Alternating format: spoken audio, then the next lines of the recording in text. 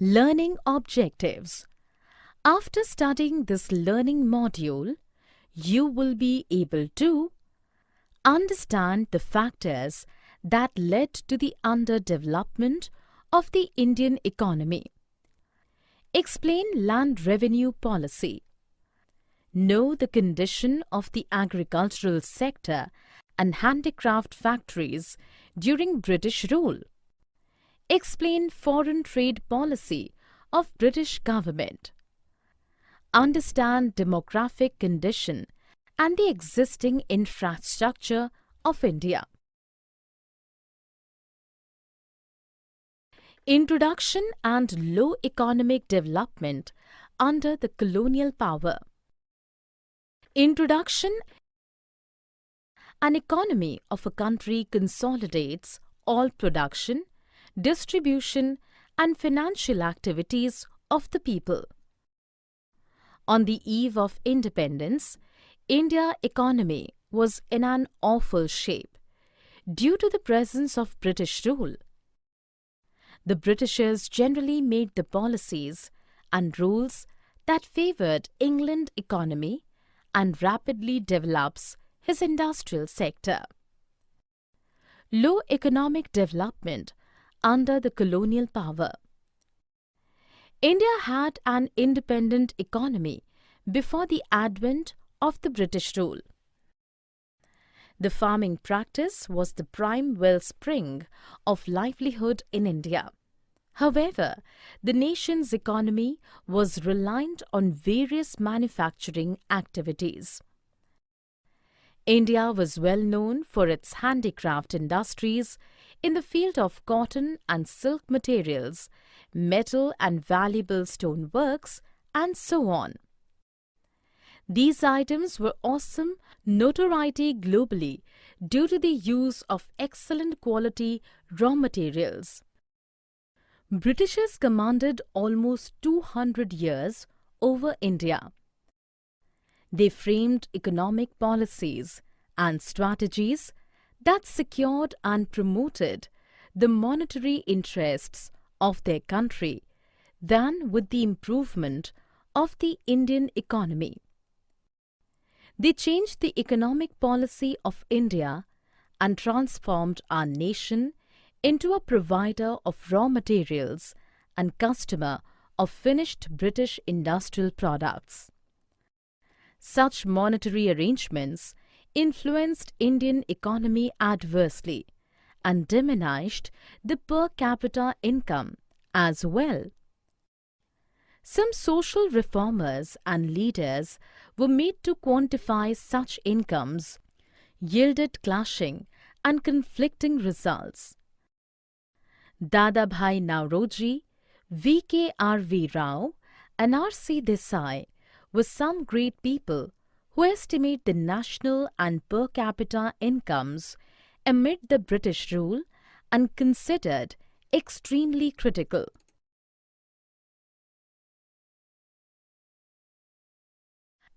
Agricultural and industrial sector. Agricultural sector. Agriculture was the prime source of livelihood in India during the colonial rule. More than 80% of the Indian population was lived in villages and reliant on agriculture directly or indirectly. However, a huge mass of the population was being dependent on agriculture. This sector was confronting stagnation and unusual deterioration due to the following reasons. Less productivity. The agricultural productivity was very low. This led to the minimum benefit even used of the wide area under cultivation. Land revenue policy. The Britishers made the zamindari system. The zamindars were perceived as perpetual owners of the land. They made more benefit rather than the cultivators. The main interest of the zamindars was just to collect rent, irrespective of the economic improvement of the cultivators. Insufficient technology. Inadequate facilities of irrigation and negligible use of manures and fertilizers has lessened the agricultural productivity. Even there was some evidence of a moderately higher yield of cash crops in several areas due to commercialization of agriculture. Industrial sector. Before the rule of Britishers, India was famous for its handicraft industries in the field of silk and cotton textiles, precious stone and metal works. Handicraft products had great demand worldwide. But the colonial government followed a deindustrialization policy and offered higher prices to the Indian peasants for cash crops.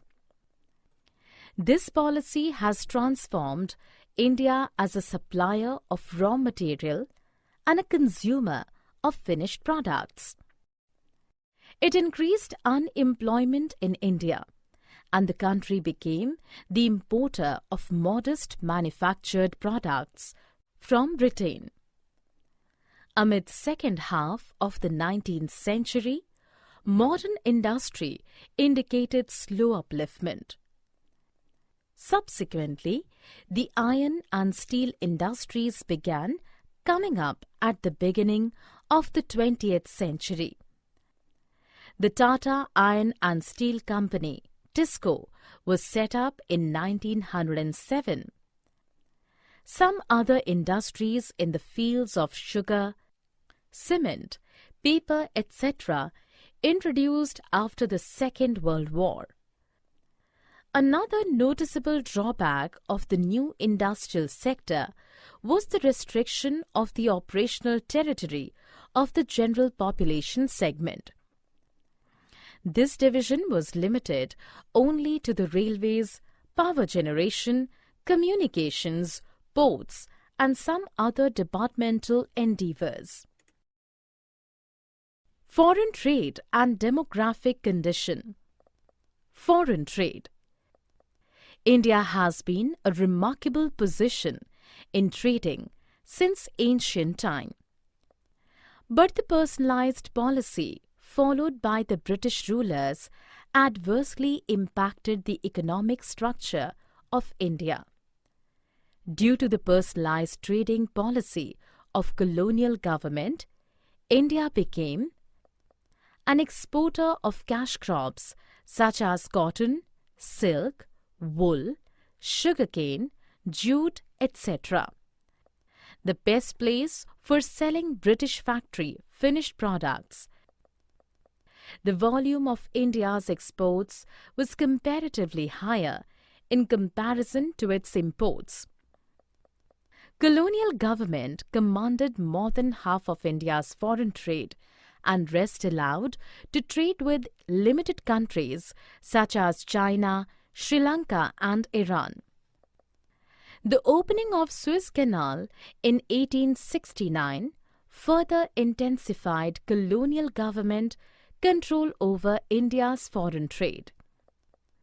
A considerable point of foreign trade during the British rule was the production of huge export surplus. This surplus ruined the country's economy. Several daily needs such as food items, clothes, kerosene were not available for common people in the domestic market easily. These basic things were used by the colonial government in order to make payments for several expenses, such as setup of industries and the import of valuable items. Demographic condition. The demographic conditions amid the colonial government enhanced all the features of a retrogressive economy. Various insights about the population were first gathered through an evaluation in 1881. Before 1921, India was in the first phase of demographic changes. The year 1921 is depicted as the year of Great Divide. After 1921, the population of India is increased constantly and quickly. The demographic conditions were as under. The general education level was below 16%. The female literacy rate was 7%. Overall mortality rate was high. The rate of infant mortality was 218 per thousand. The healthcare service was either unavailable or was in very unhygienic condition. Occupational structure and infrastructure. Occupational structure. Amid the colonial rule, the occupational structure of India displayed its backwardness. The agricultural domain accounted for the biggest workforce, which typically stayed at a high of 70 to 75%, and the manufacturing unit and service divisions represented just 10 and 15 to 20% respectively. There existed a developing regional disparity, with few states, for instance Odisha, Rajasthan and Punjab, seeing an expression in the agricultural workforce, while the states Maharashtra and West Bengal witnessed a decrease in the reliance of the workforce dependent on the agriculture sector. Infrastructure. Constructed roads in India preceding the colonial rule were not suitable for modern-day transport. The roads developed primarily just for the purposes of mobilizing the force inside India and transporting raw materials from the countryside to the port or closest railway station for trading different spots. The British government introduced railways in India in 1850. It is considered as one of the finest contributions of Britishers.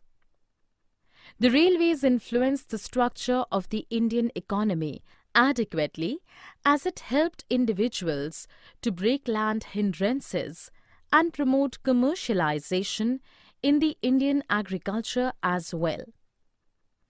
The colonial government also introduced air transport services in 1932 by introducing Tata Airlines. Modern postal service began in India in 1837. The primary telecommunication framework line was opened in 1857. The service of electric telegraph system in India particularly filled for the purpose of maintaining law and order. Summary. Let us summarize what we have learned in this module. An economy of a country consolidates all production, distribution and financial activities of the people. India economy was in an awful shape amid the presence of colonial rule. India was a remarkable place for its handicraft industries in the fields of cotton and silk materials, metal and valuable stone works.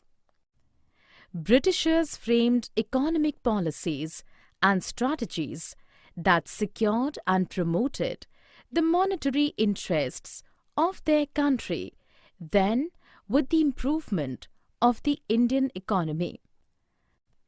Although the huge mass of the Indian population was being dependent on agriculture, this sector was confronting stagnation and unusual deterioration due to less productivity, bad land revenue policy, and insufficient technology. The Tata Iron and Steel Company, TISCO, was set up in 1907. The personalized policies followed by the British rulers adversely impacted the economic structure, and India became an exporter of cash crops and the best market for selling British factory finished products.